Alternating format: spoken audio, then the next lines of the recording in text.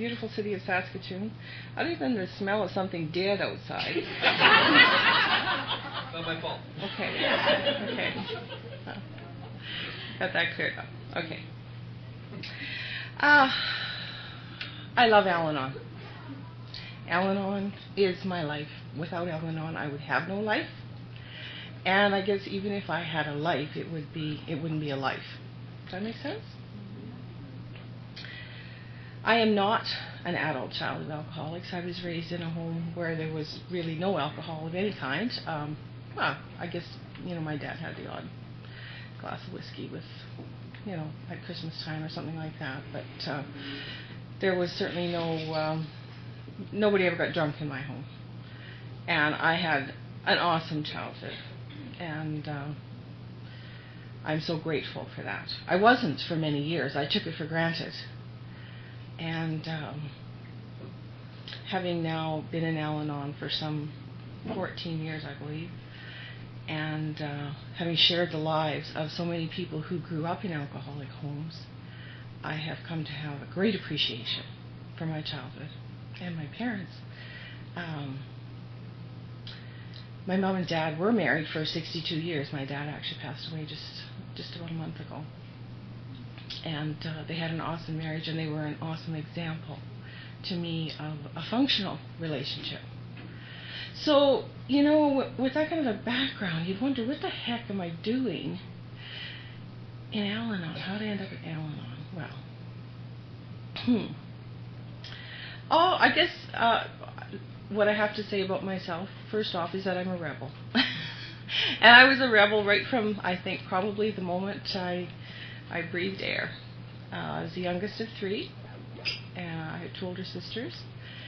And I was as unlike them as anyone could possibly be. They were girly girls, and they were good girls, and they were studious. And they liked to do girly things like play with dolls and do needlework and play the piano and things like that. And I liked to climb trees and ride bikes and make tree houses and things like that. Build stuff with my dad. I loved to build things with my dad. I was not a typical little girl, and I rebelled in every possible way, in everything I could do. And as a teenager, I continued that rebellion, and as much as I love my parents, I think the one thing we know as teenagers is that we don't want to be our parents. We don't know who we are, but we know we don't want to be our parents. And I think that's typical of all teenagers, no matter what your home background is. You just know you don't want to be your parents. My parents were, a little boring, really, frankly.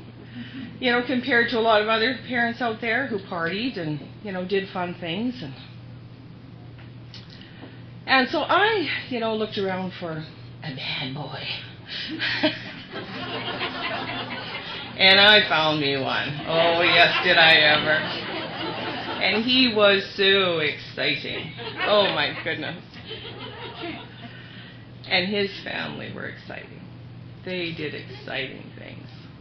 They drank and they partied and they fought and they carried on. And wow, it was just breathtaking. I had an opportunity in high school to, get involved with the nerd. The one that would have treated you like a lady, would have taken care of you, would have, done anything he could have done, bent over backwards to fulfill your wishes and, treat you like a princess. I had that opportunity, but I passed it by. No, I needed a bad boy. Well, I married my bad boy when I was about 19 years old. And, I've asked myself over the years many times, why did I do that? Well, I think there's really only one answer to that. I loved him. Simple as that. I loved him. I didn't love his behavior, but I loved him. But it took me many, many years to separate that out, what was the behavior and what was him. I certainly didn't do it prior to getting into Al-Anon. We had 2 kids, boys who are, of course, now grown men. And one of them is married and has given me a wonderful little grandson who I think is the most delightful little child in the world. I believe grandchildren are the reward for not killing your children.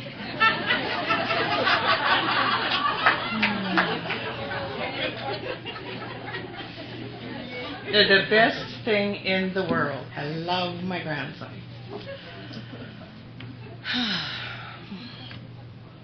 It took me 3 tries before I really got it and stayed with Al-Anon. The first time I went to Al-Anon, my husband had actually taken a stab at quitting drinking when I think our oldest son was about 2.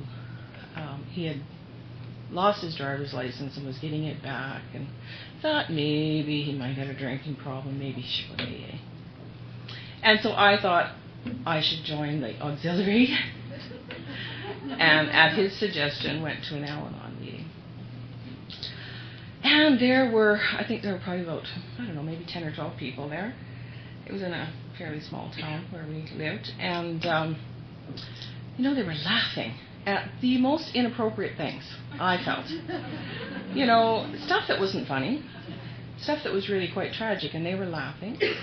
And there were people there crying openly in front of other people, if you can imagine. I thought, wow, how weak are you? Man, don't you know you're supposed to stuff your feelings and not share them in front of other people? Man, you people. So I went to one meeting, and 3 or 4 days later, my husband went and got drunk, and my very first thought was, at least I don't have to go back to Al-Anon.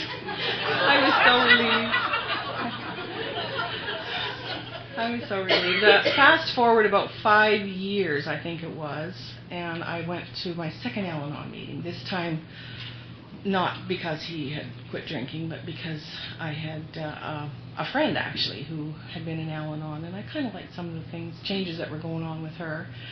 And I kind of saw some problems in myself and in my own personality that I thought might need addressing, maybe.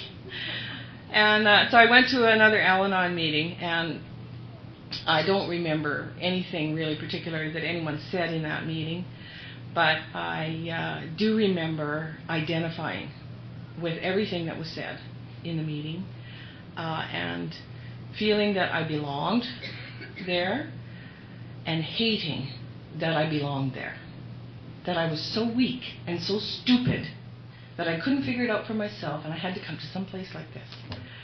And I could feel myself through the meeting. I could feel that I was going to cry, and I didn't want to make a scene. I didn't want to get up and leave in the middle of the meeting. So I was trying my very best to sit through this meeting, and as the meeting was over, there was ladies coming, and they were talking to me, and they were giving me pamphlets, and they were giving me books, and I just wanted to get out of there so bad, because I didn't want to cry in front of anybody. And I finally made it out of there. I took this book and this bookmark and a few things that they gave me, and I made it to my car, and I sat there, and I just bawled. Probably for an hour. I couldn't even move my car. I just sat there and cried and cried and cried and cried. And I knew that was where I needed to be, but I wasn't ready to be there yet. Something came up on that same night that, I don't know, curling or something. And so that was my excuse. I didn't have to go back to Al-Anon. So I just, but one thing I took from that meeting, I had the little book, the One Day at a Time book, and I had a bookmark with the Serenity Prayer on it, and a couple of other little pieces of literature. And I thought, well, I really don't need to go back to the meeting, because I have these books, and I have this stuff, so I can, figure this out on my own. Why not? I should be able to do that. And I guess the thing that probably I used more than anything was the Serenity Prayer. It was kind of my mantra. I would just repeat it over and over and over. And I really think the only part that ever sunk in was the first phrase, grant me the serenity to accept the things I cannot change, because to me that was everything. I couldn't change anything. My life was just going to continue in this horrible way, with my husband drinking every night and me being miserable and our kids misbehaving and all this stuff was just going to continue forever, and there was nothing that I could do about it. I just pretty much gave up. But, I thought with this prayer, I can actually be okay with that. I can be serene. And I guess at that time I thought serene meant not feeling anything. I really did believe that if you just didn't feel anything, you'd be okay. And I really wanted to not feel anything. I wanted to not feel the anger. And I wanted to not feel the hurt and the rejection and the sadness. I didn't want to feel that. I felt it too much, and I wanted to stop feeling. And I did that. I just systematically shut down. The unfortunate part about that is that when you shut down anger and hurt and sadness and all these negative feelings, you also shut down joy. And you shut down love. And you shut down excitement and passion. And I just, on an emotional EEG, I would have been flatlined. There would have been nothing there for about 10 years. Just a flat line. There are so many things about those 10 years that I don't remember. If it weren't for pictures and memoirs of events that happened in those 10 years, I would really virtually have nothing. I was so flatlined. I was so serene. I was virtually brain dead. There was nothing left of me. There was no personality. There was nothing. I functioned. I was a mother. I went to work every day. I functioned in my job. And actually, that was the one area where I actually felt some sense of accomplishment or worth was in my job. I didn't feel worthy as a wife. I didn't feel worthy as a mother. I didn't feel worthy as a daughter or a sister because I had so isolated myself from my family. I would be with them, but I wasn't with them. I didn't let them in on anything that was going on in my life. I kind of pretended with them that everything was just fine. And on the outside, we looked pretty good. Our house was clean, and the kids were well dressed, and we drove nice cars, and we had nice clothes and things like that. We looked pretty good, really. I thought anyway, to the outside world. That was pretty important to me that we looked good. But of course, we weren't good. We weren't good at all.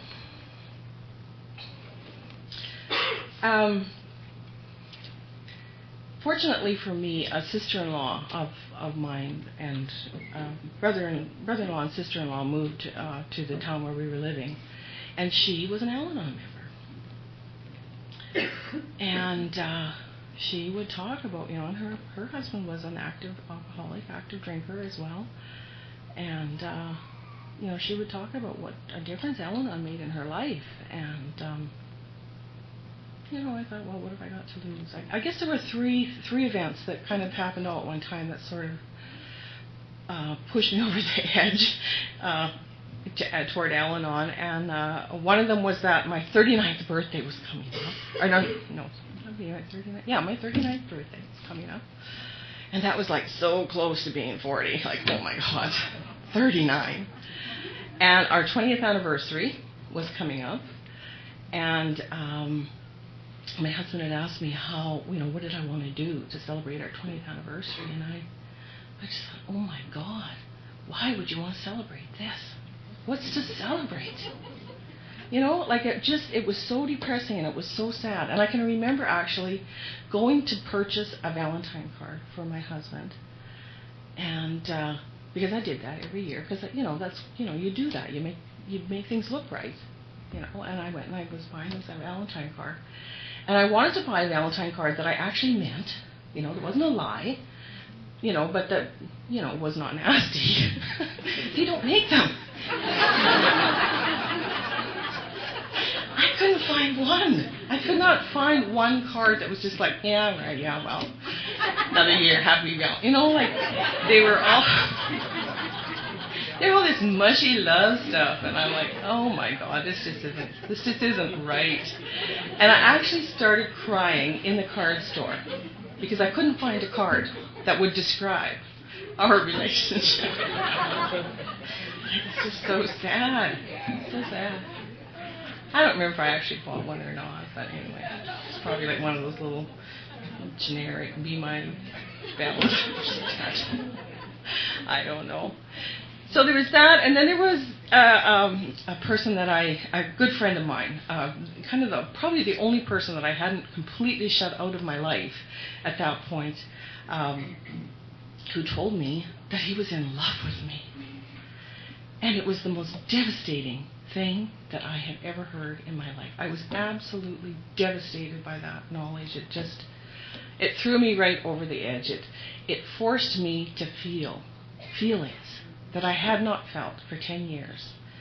And it wasn't pretty. It was not pretty. All these feelings were just coming out of me.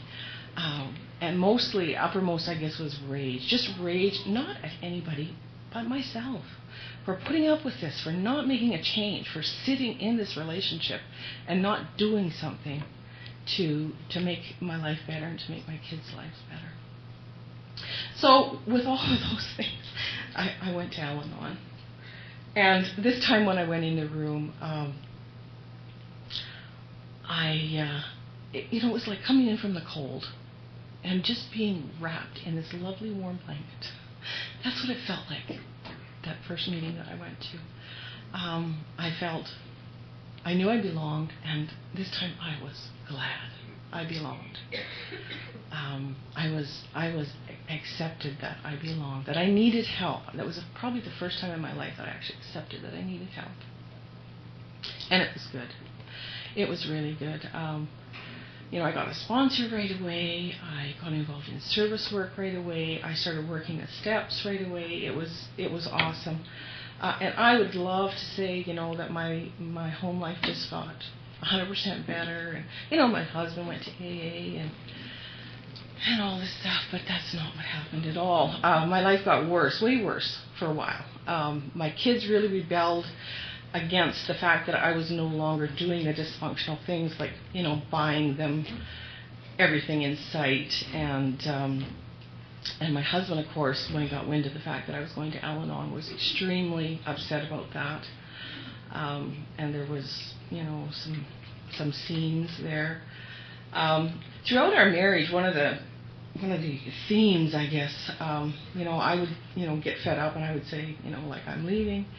And he would say, well, then I'm going to kill myself. And, that always had the immediate result of pulling me right back in line, because nothing could possibly be worse. I had actually had a girlfriend as a child whose mother had committed suicide. And I knew how devastating that was for her. And I just really felt that there could be nothing in the world that could be worse than suicide. So, throughout the years, that threat, and that was all it took, was just a threat. And there were a couple of attempts through the years, but I really think they were quite half-hearted. They weren't serious attempts. They were more attention things than anything. Anyway, after I got into Al-Anon, I think I'd been in Al-Anon for about 3 years, and my husband had taken a couple of stabs at AA, and was trying. I believe sincerely was trying and not succeeding very, very well. And the end result was that he actually did end up killing himself. And that was pretty devastating. However, it wasn't what I thought it would be. It was different than I thought it would be. It was horrifying. It was, I'm really, I guess, grateful. I guess that my kids didn't find him. That was kind of always my worst nightmare, was that the kids would come home from school or something and find him, and I'm the one that found him. So I was glad for that it hadn't been them.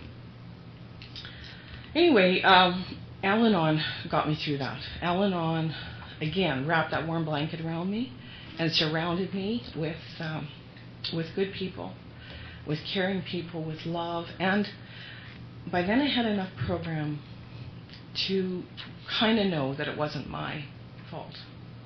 I know that if that had happened before I got into Al-Anon, I would have completely blamed myself. It would have been my fault. But I knew by then that I didn't cause it, and I couldn't cure it. And I had, shortly before that time, I had been working the steps of Al-Anon. And shortly before that time, I had actually taken the third step and really, meant it. I had made a decision to turn my will and my life over to the care of God, and I had made a decision to turn him over to the care of God, even knowing what that could mean. He was a very troubled person, and I knew that, as awful as that was, I knew that he was at peace, and I was glad for that, because he, as much as he had made things difficult in our lives, I loved him, and it's not easy to watch somebody suffering that much, that they would do that to themselves. So anyway, I continued in Al-Anon and worked the steps. My kids actually got some counseling. They were 15 and 15 and 20, I guess, at the time. So one was actually already away from home. But they both actually went with me to some counselors, and that was a good thing. I think it helped them. It certainly helped me. Oh gosh. Steps. The third step says that we made a decision to turn our will and our lives over to the care of God as we understood him. That was the really challenging part, that last phrase. That was the most challenging part for me. As we understood him. That meant I had to actually understand God. Wow, that was a big one.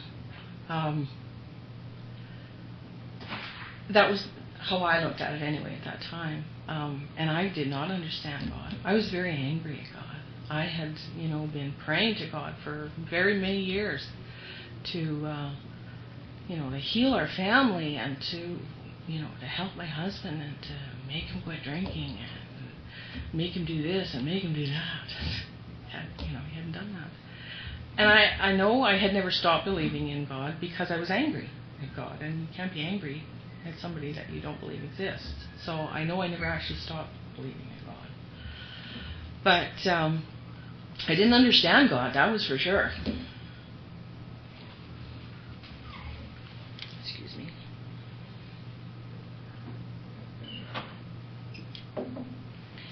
With the help of my sponsor, I started, continued on the steps, and she indicated to me that, I really didn't have to define God yet. I just had to believe that there was something there. As step 2 says, came to believe that a power greater than ourselves, and I didn't yet have to define that power. So we moved on with the inventory and the step 5 and the amends. That was really hard for me.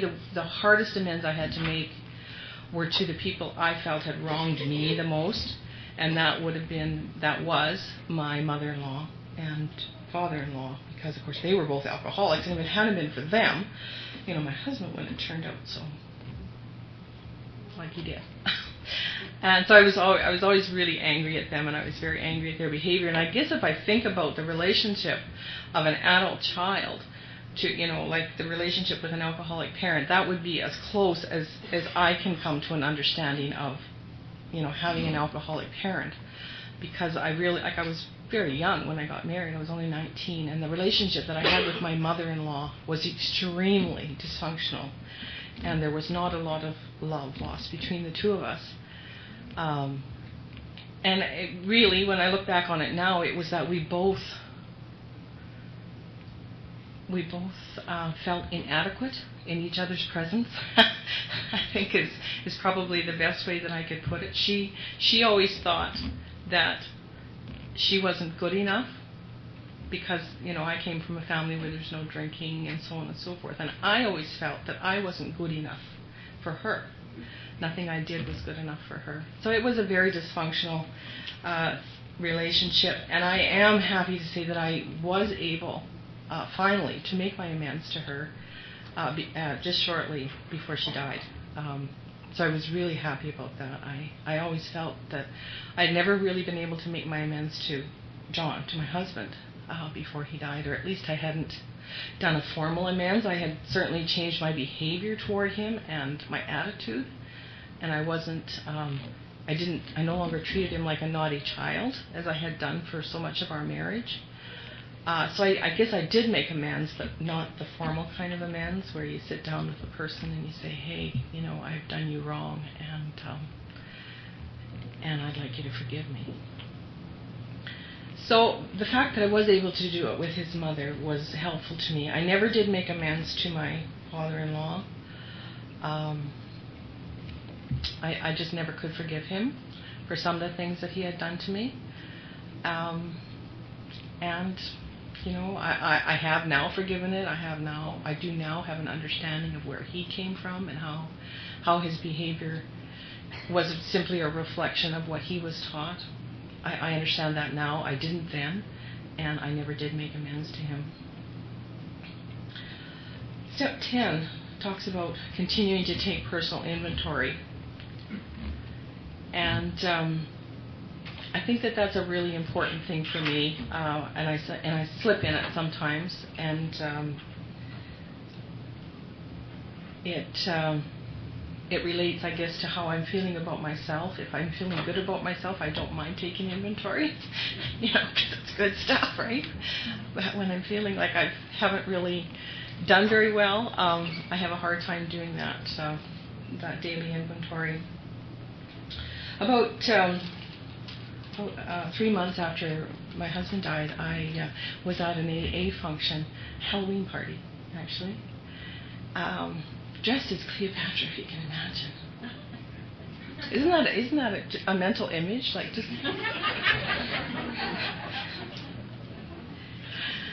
And a friend of mine had actually encouraged me to go out to this function because she thought it would be good for me to get out and do something, and so I had gone, and there were a lot of how can I put this, AA vultures there. And I spent most of the night running, away, like moving from table to table, because these guys would sit down and they'd want to, well, to be fair, I think a lot of them just wanted to share stuff about my husband because they had, he had been in recovery a little bit, but it felt to me like they were, circling. So as I say, I kept moving, and I finally moved and sat with my sponsor and her husband. I thought, okay, I'll be safe here. Little did I know that they had a friend staying with them from out of town, and we got into a conversation, and I went for coffee after the dance was over, and this guy thought that maybe a relationship would be a good thing, and I'm like, are you kidding me? Like, I'm not in a place where I can be in a relationship. Like, God wouldn't put the right person in my life in the wrong time, so you can't be the right person, so go away. And he did, briefly, but he kept coming back. And he kept coming back, and he kept phoning me, and he was very, very persistent, and kept hanging around. He'd come back, and he'd phone. And, oh, my God. He had been in AA for, I think at that time, about 18 years. Well, I'm really glad he was persistent, because he turned out was my soulmate, and we spent, we moved in together, I think after about a year, after me trying to get rid of him and him coming back, me trying to get rid of him and him coming back, it took about a year. We finally moved in together, and it was great. It really was. We had a really good, functional relationship, which, wow, that was, I had seen it in my parents, but I couldn't quite believe that I was actually capable of that. And of course, that was only because of Al-Anon. I really believe that the right relationship is not really so much a matter of finding the right person as it is of being the right person. And because we were both working our steps, and actually at that point we were both really seriously working on our 11th step, sought through prayer and meditation to improve our conscious contact with God. And that's where we both were, and that's where we met, and that's what we did together. We sought through prayer and meditation to improve our conscious contact with God. And that was kind of the foundation of our relationship, and it was a really, really good. I mean, there were some rough patches, of course there are with any relationship, especially because I still had one teenager at home. That was kind of the source of a few little misunderstandings.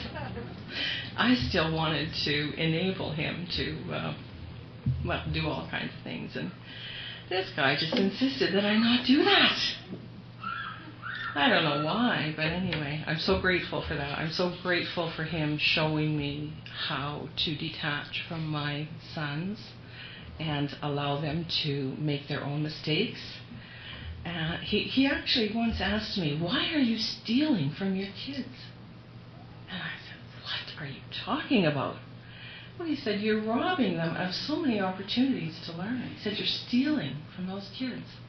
You're taking away the very thing they need to grow." He had actually got into AA himself when he was 23, and he, in them, recognized himself.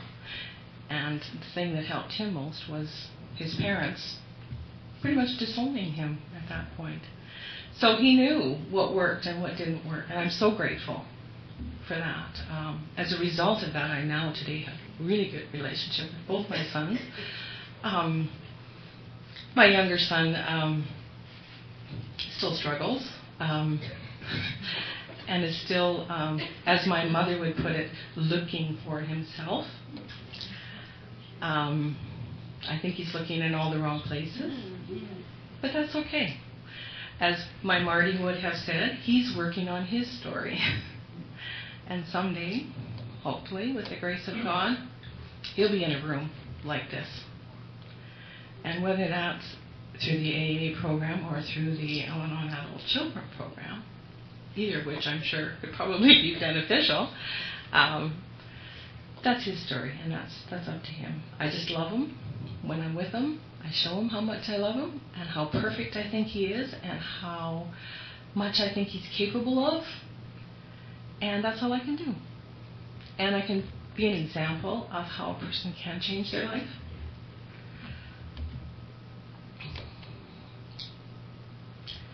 Three years ago, my partner died of cancer. And that was really hard. It's especially hard to lose your soulmate.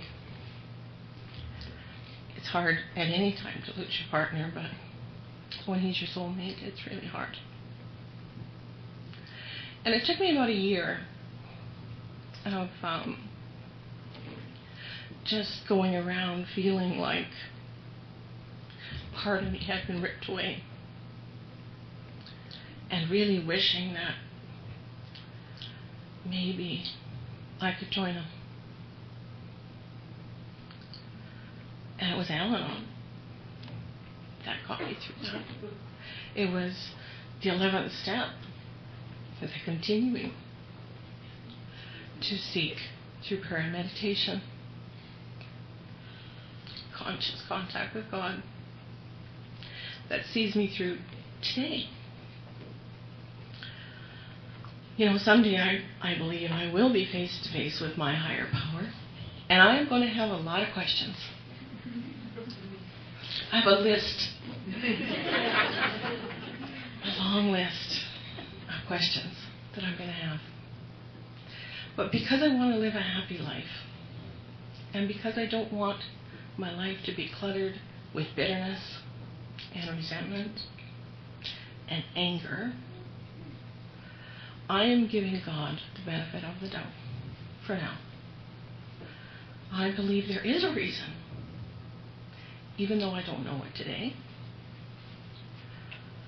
And so I have let him go. I know he's in a better place. And I believe someday I will be there too. And I look forward to that reunion. I had to say goodbye to my dad a month ago, and that was really hard. It seems like I lose all the men in my life. I guess that happens. One of the requests that my dad made was that I say the eulogy at his funeral. And when I heard that, that was very heart-wrenching for me. I didn't know if I could do that. But I wanted to do it because he was my dad.